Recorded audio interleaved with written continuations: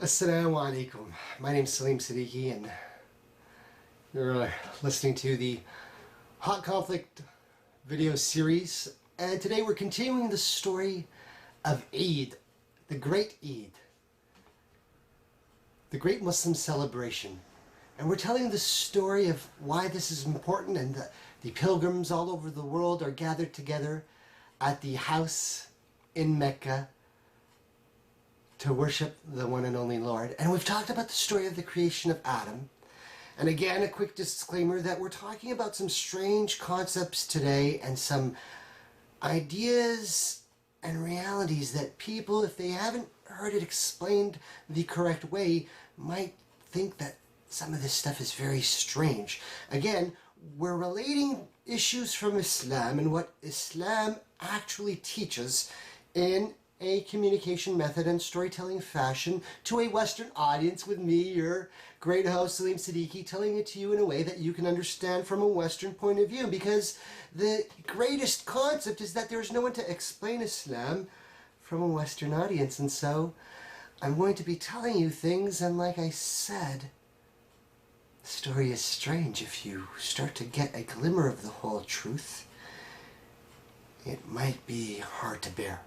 And so we know from the very beginning of time there was other races of interdimensional beings that we refer to as the Jinn in Islam, or in the original Arabic, and they have what we would refer to as supernatural abilities, and they're in another dimension, and we can't see them here on the earth.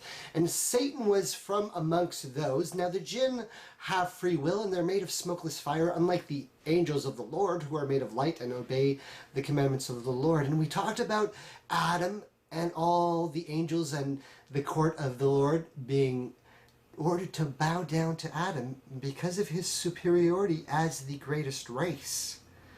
And Satan's challenge to the Lord, and then the beginning of the struggle, and Adam and Eve starting their mission. As Adam knew, he was being blessed with a great mission to be the leader of our race, and hoping to continue to let his children remember the fundamentals of the faith, which are, there is only one Lord. Allah, as we refer to him in Arabic, the Lord, Most High.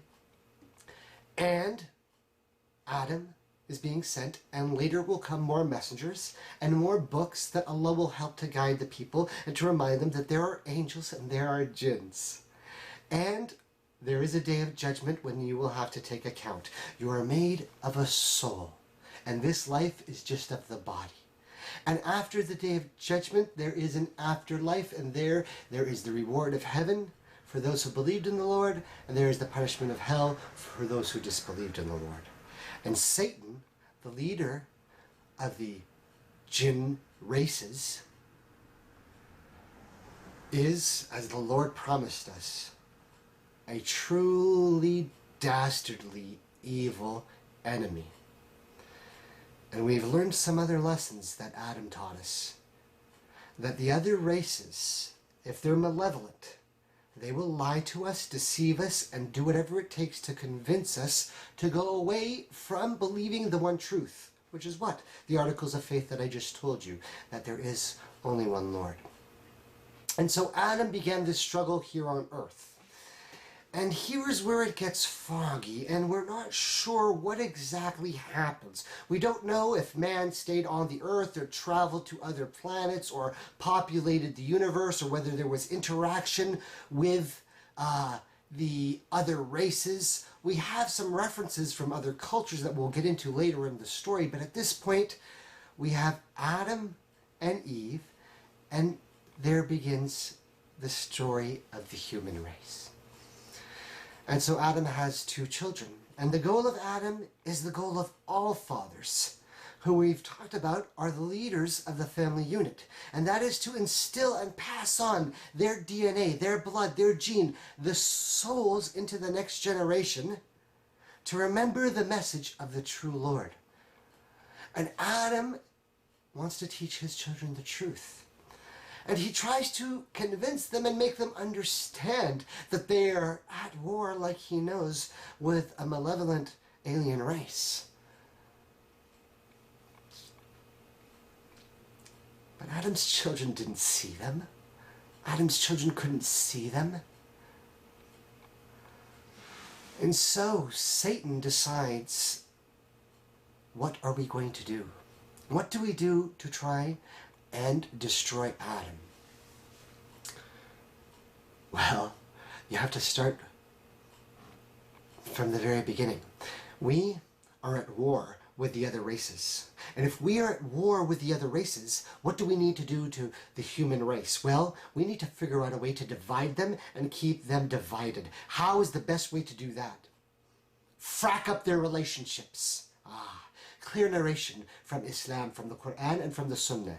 The most important thing that the malevolents do is to mess up your relationships, the destruction of the family unit. And so from the very beginning,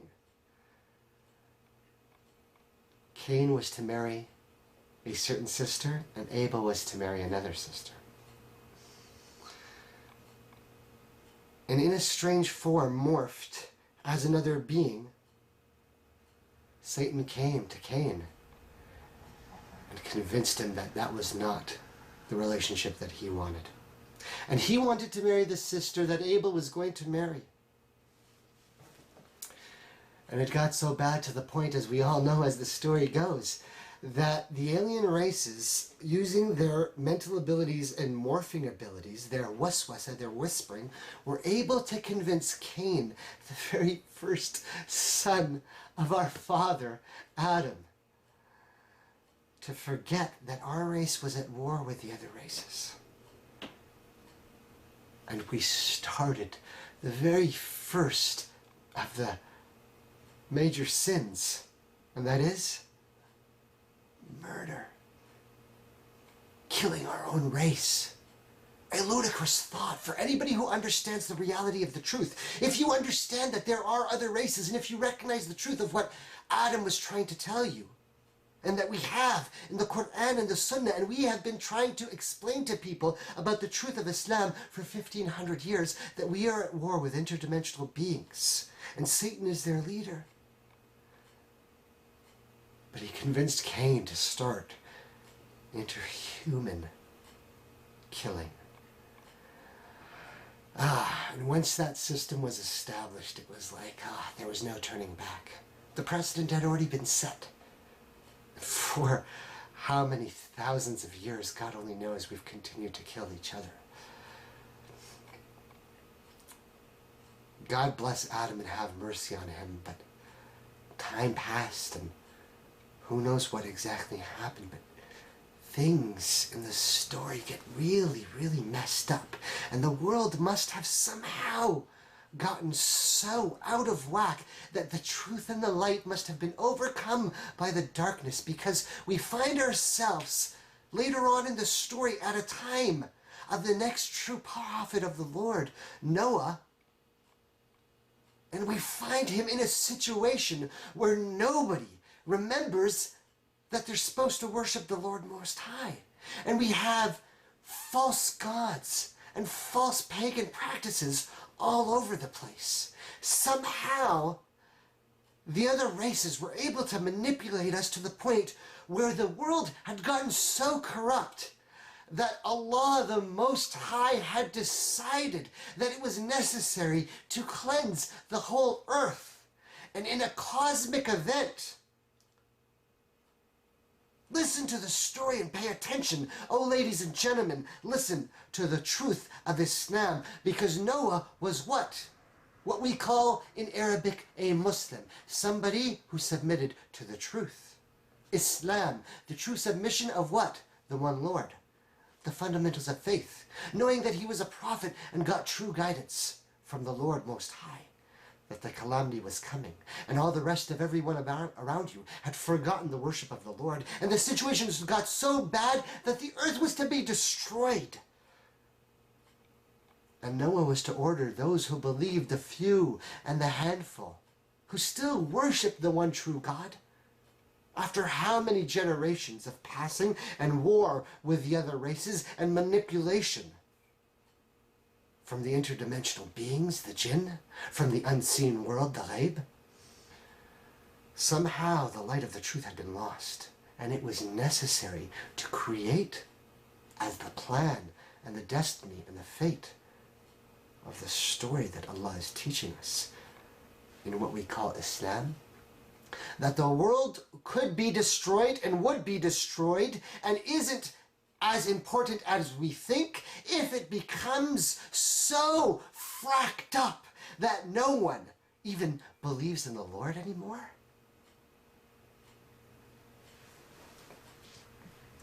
And so Noah was ordered to what? Take the remaining believers and 2 of every species. And the world was destroyed. And what is the deep part of the story, since we're talking about family and that connection and remembering your line? Just as the calamity had been between Cain and Abel and Adam, seeing his own son kill his own son, Noah, our prophet, wanted to save his son. He said to his son, please listen to me. I'm telling you the truth. The truth is what we're trying to tell you. I'm telling you the truth, not just some crap I made up, not some babbling from some interdimensional being, not some false nonsense crap that you've heard, but the truth from the Lord Most High. Believe in him. Oh, Father, you're wrong. Nothing's going to come.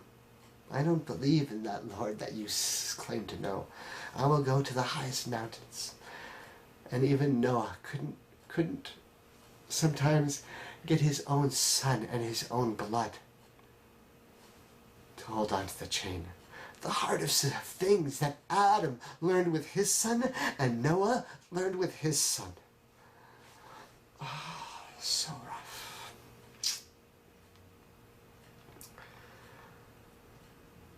But the importance in the symbol and in the sign of the truth is that the world was flooded and destroyed.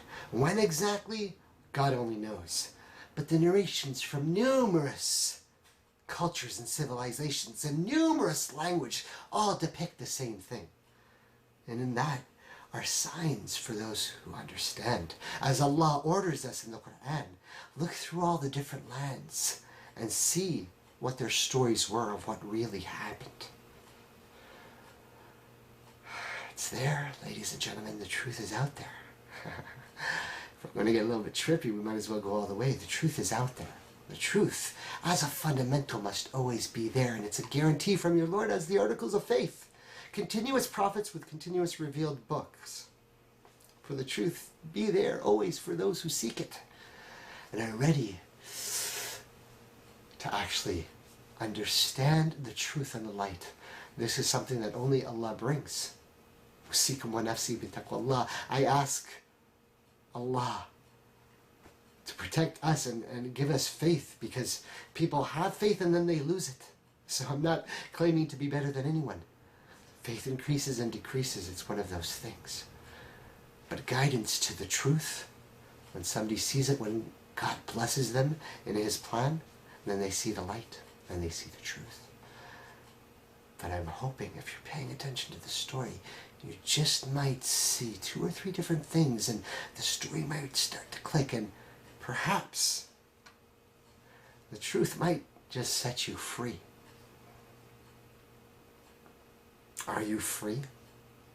You are a man, son of Adam, created and born free on a planet given to you by the Lord, to rule over it as the greatest of race and greater than any of the other races. Slave to no one, servant to no one, bowing down to no one, humbling yourself under no one, worshiping no one other than the true Lord.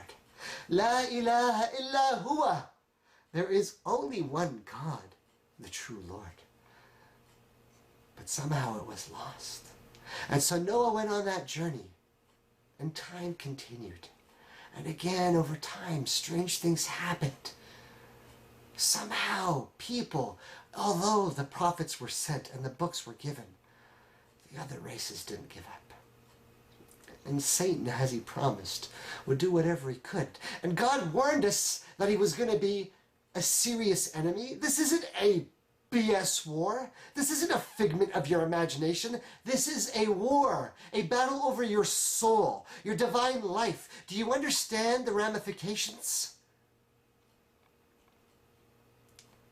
He's not pussyfooting around.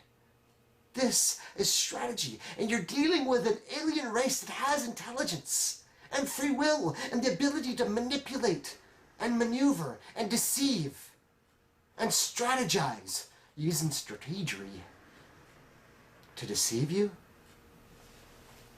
It has always been. Do you not understand?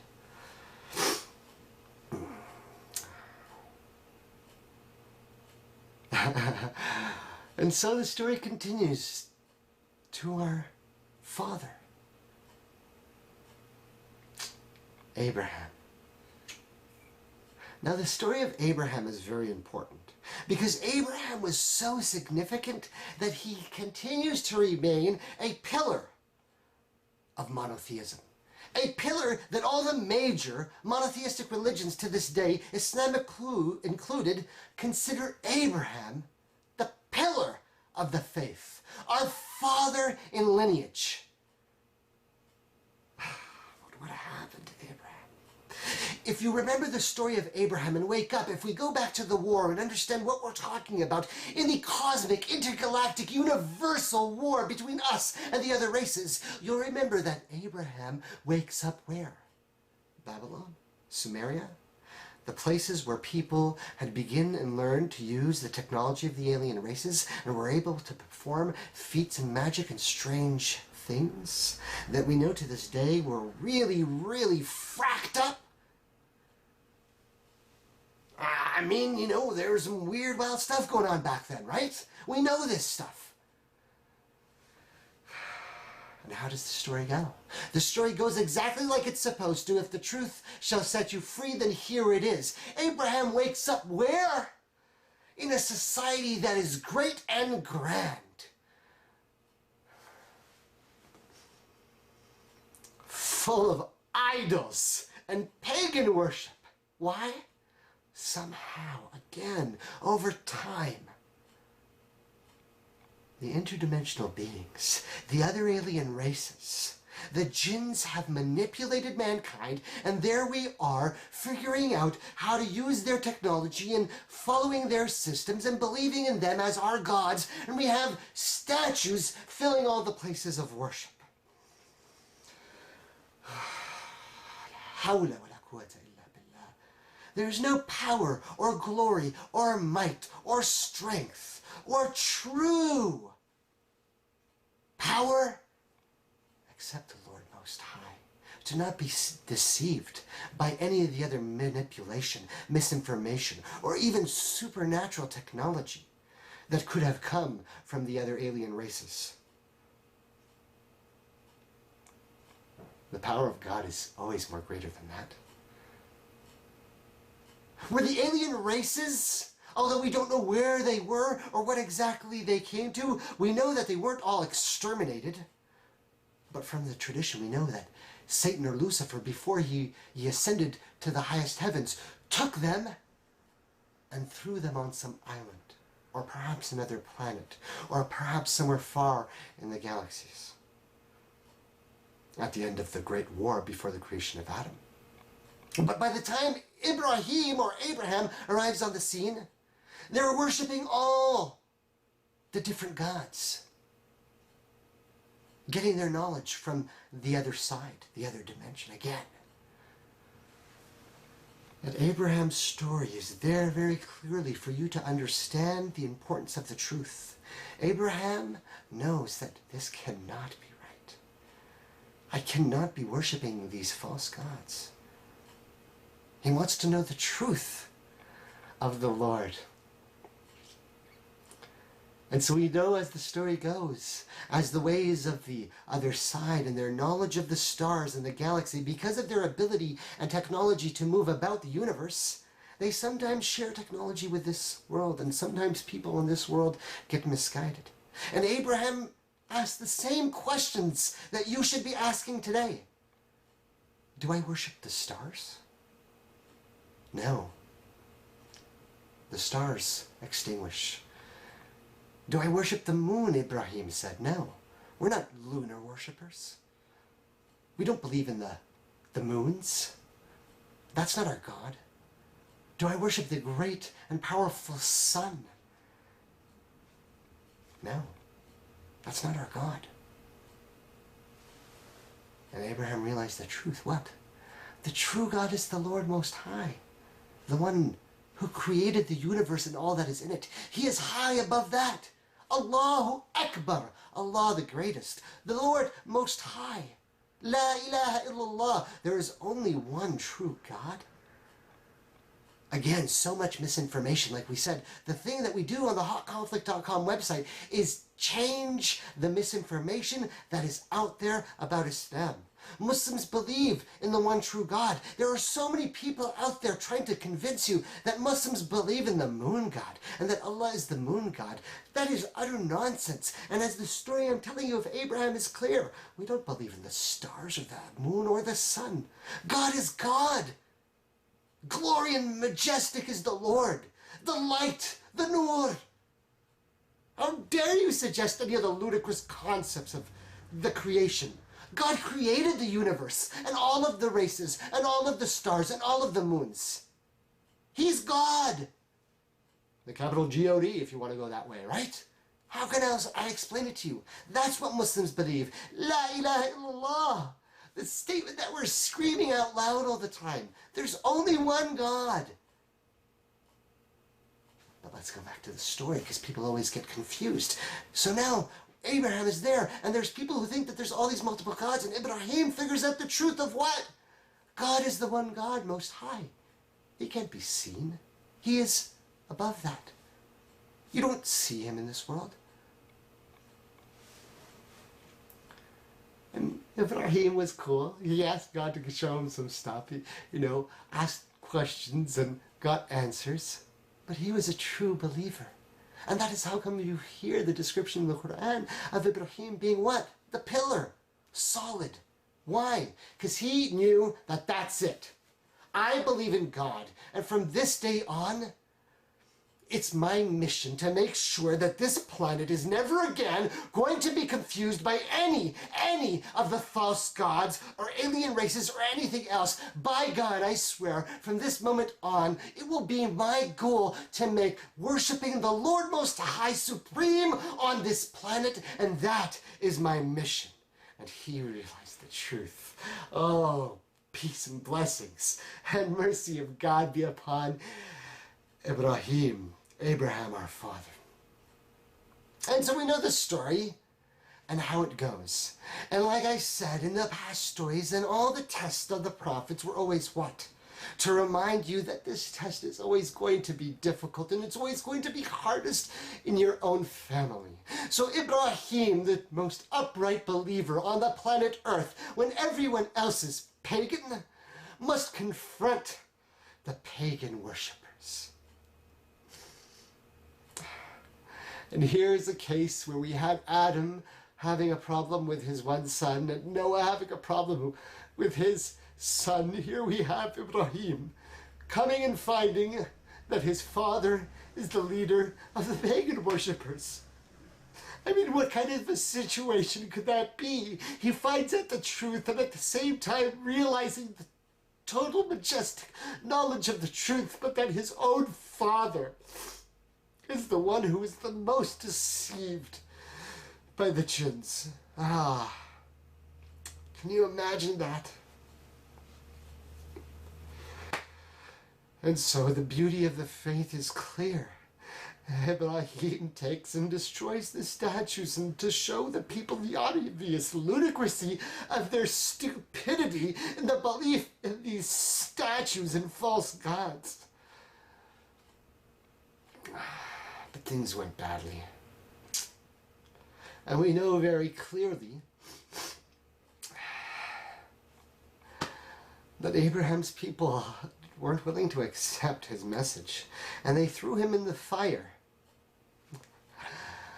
But just like we know in modern times, this world is just a creation of God, right? No matter what the supernatural powers that the creatures or the alien races have from the other side, Nothing is more powerful than the Lord.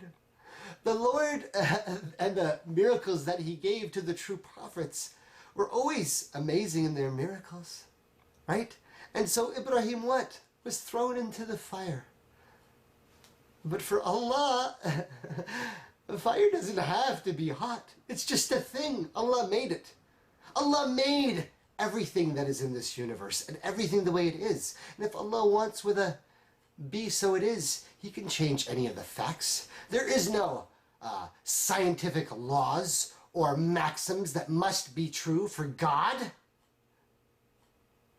Subhanallah! Praise be to Allah, the Most High. How dare you conceive that God couldn't do this? And this is the point of understanding the parts of the story where you have true prophets who gain the truth from the Lord.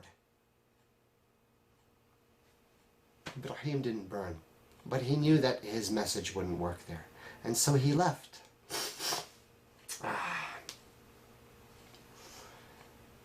He tried to do many things, and like I said, we're going to try and condense this story and not tell you everything because it's a lot to handle. And as you can see, it's emotionally draining for me. Again, I'm doing this all in one night on Eid, just on my thoughts after Eid.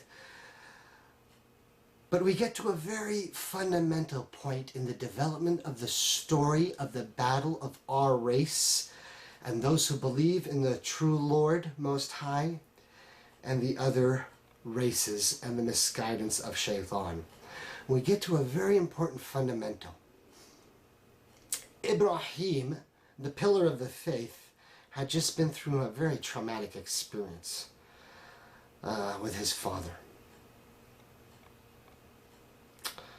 But he knew as his goal to be the pillar of the faith on this planet from now on, to make sure that the race of humans never gets misguided again into falling for any of the lies that the alien races or the Jinns or the interdimensional beings are going to make us believe about creation and the myth and the existence of other worlds and powers.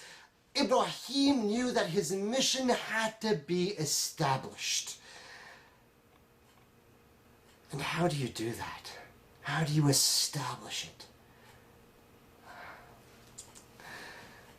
He asked for what Adam asked and what other prophets asked for, and the only way to make this work is to remember who you are, and that is the children of Adam, and the oath that you swore as a descendant, as the DNA, as the enlightened race, as modern ufologists will confirm that so many of the alien races come here because they know that we are the superior race. And so Ibrahim knew what? The only way to win the battle was to have children and create a pious family unit. The same method in the chain of the prophets before, and the same thing that our father Adam told us. Beautiful. He had realized the truth. He had realized the truth that you have a mission here on earth. Remember to get connected to the chain of the truth and figure out what was the deal, that we are at war with the other races, and that our mission was to remember that there is only one God, and that they are doing their very best to deceive us. And they have deceived some, and some they will never deceive, as Allah has promised, as he told Adam and promised Lucifer on that original day. And so Ibrahim, more than anything else, wants what? To establish the faith on the earth, to make sure that he sets up the worship of the Lord Most High and sets it down so that it never is lost from the earth again, because he knows we cannot afford to lose the war to the alien races, and we cannot afford to be deceived by Lucifer, right? The leader of the Dracos, the Ifrit, the large interdimensional being, the superior of the other races, the horn, ridge-headed, shape-shifting, long-tailed, royal, powerful, interdimensional being is at a war with us, and we can never lose that war, so the truth must be established. But the test is always hard, because Ibrahim is not having any children. He's not having any children. That's a good time to stop and take